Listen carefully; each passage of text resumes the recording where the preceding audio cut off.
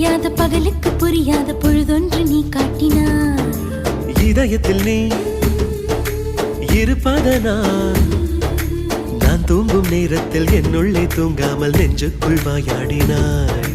கண்ணாடி நீ கடிகாரம் நான் உன்னுள்ளே ஓடோடி வாழ்வே. காதல் எனும் கடுதாசி நீ என்றென்றும் அன்புடன் நான்